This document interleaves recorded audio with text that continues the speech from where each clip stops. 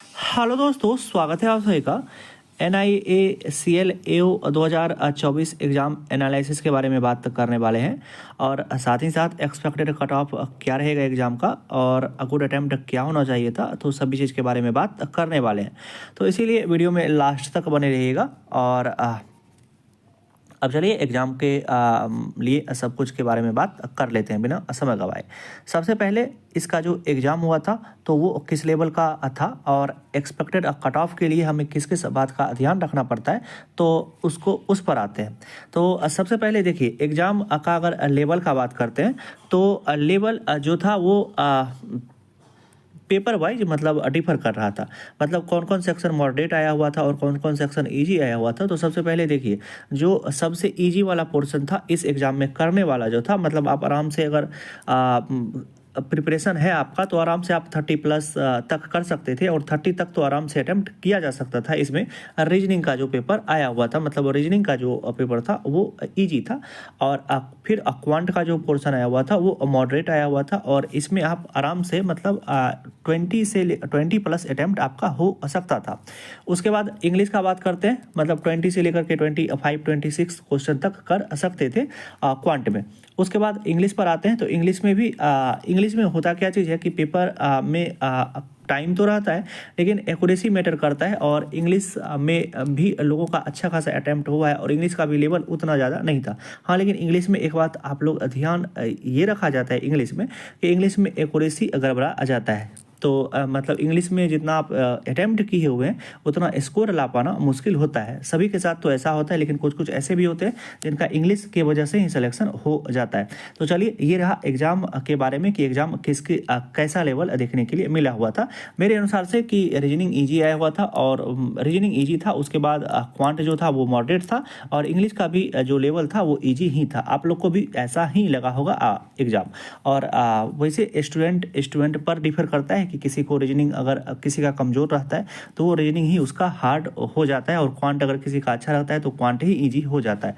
लेकिन ये हम अपने अनुसार से बताएं और बहुत सारे बच्चे का ऐसा ही किया हुआ था। मतलब अटैम्प्ट जो था इसी में था कि रीजनिंग में अच्छा खासा अटैम्प्ट था और उसके बाद क्वांट में थोड़ा सा अटैम्प्ट कम रह गया और फिर इंग्लिश में भी ठीक ठाक अटैम्प्ट था। लेकिन इंग्लिश में एक बात याद रखिएगा, जितना आप अटैम्प्ट करते हैं उतना आप लोग का स्कोर नहीं आ पाता है। ये सभी के साथ होता है।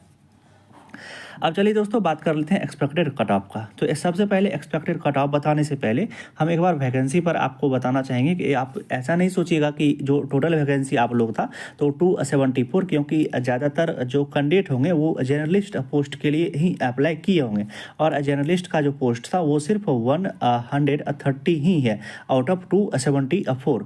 तो जो भी ज़्यादातर कैंडिडेट होंगे, क्योंकि सभी का जो मतलब कोई भी वैसा डिग्री किसी के पास नहीं रहता है, तो सभी के पास जनरल डिग्री ही रहता है। तो मतलब किसी भी स्ट्रीम से ग्रेजुएट रहते हैं तो उसी अनुसार से मतलब 130 पोस्ट में ही और आपका कंपटीशन रहेगा, क्योंकि वो सभी में ज़्यादा बच्चे अप्लाई नहीं करते हैं, ये आप लोग को भी पता होगा।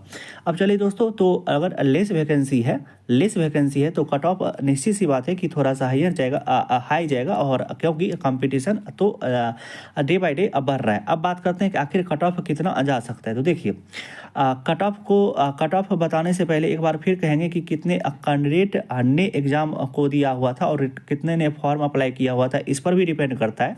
और पेपर का लेवल किस तरीके से आया हुआ था। तो देखिए, पेपर का लेवल तो हमने आपको बता दिया। अब देखिए, पेपर का लेवल में अगर रीजनिंग और क्वांट को लेकर के चलिए तो 35 का आता है, मतलब वो टोटल 70 रहता है। और टोटल 70 में भी आप टोटल 70 अगर मार्क्स का है तो 70 में ऐसा नहीं है कि आप 70 में 70 कर सकते थे पेपर में, मतलब 70 में 70 लाया जा सकता था, ऐसा भी पेपर नहीं आया हुआ था। हम अगर रीजनिंग को 30 नंबर भी लेकर के चलते हैं कि रीजनिंग का अगर आप 30 क्वेश्चन भी किए होंगे और इसका अगर 20+ कुछ करते हैं, तो अगर आप सब कुछ के मतलब दोनों मिला करके बोल रहे हैं, अगर आप 50 नंबर भी लाते हैं, 50 नंबर यहाँ से आता है। और इंग्लिश में अगर हम सिर्फ 20 लेकर के चलते हैं तो तब पर भी मेरे अनुसार से कट ऑफ सिर्फ 70+ में 1-2 नंबर तक रह सकता है। मेरे अनुसार से तो 70+ में 1 से 2 नंबर रह सकता है, ज़्यादा कट ऑफ नहीं जाएगा। क्योंकि एक जो क्वांट का सेक्शन था वो मॉडरेट ही आया हुआ था, क्योंकि उसमें बच्चे का उतना अटेम्प्ट नहीं हो पाया। हाँ, अगर 80 प्लस कट ऑफ हो जाता, अगर क्वांट का भी सेक्शन ईजी रहता तो 80 प्लस कट ऑफ रह जाता। तो मेरे अनुसार से जो इसका एक्सपेक्टेड कट ऑफ रहेगा वो 71 से लेकर के 76 नंबर के बीच में कुछ भी नंबर आपको देखने के लिए मिल सकता है अनरिजर्व का। और अगर कोई भी SC ST से होंगे तो आपको एक 2-3 नंबर उसमें भी कम देखने के लिए मिल सकता है, 5 नंबर भी कम रह सकता है वो सभी का। लेकिन हाँ, EWS OBC और अनरिजर्व का कट ऑफ फ्री में इसी रेंज में आपको देखने के लिए मिलेगा। तो चलिए दोस्तों, सभी चीज़ के बारे में बात कर लिए और वीडियो भी कुछ लंबा हो गया है, तो सभी चीज़ को बताना ज़रूरी था कट ऑफ को लेकर के। और अब आप अच्छे से समझ के होंगे, हमने कहा कि रीजनिंग और क्वांट में आप लोग का कम से कम तो 50 नंबर आ ही जाना चाहिए, तब आप आराम से इस कट ऑफ, अगर इतना भी रेंज में कट ऑफ जाता है तो आप आराम से क्लियर कर ले जाइएगा। अगर 50 प्लस आप लोग का स्कोर किए होंगे, अच्छे से किए होंगे, तब तो डेफिनेटली आप लोग का एग्जाम क्लियर हो ही जाएगा।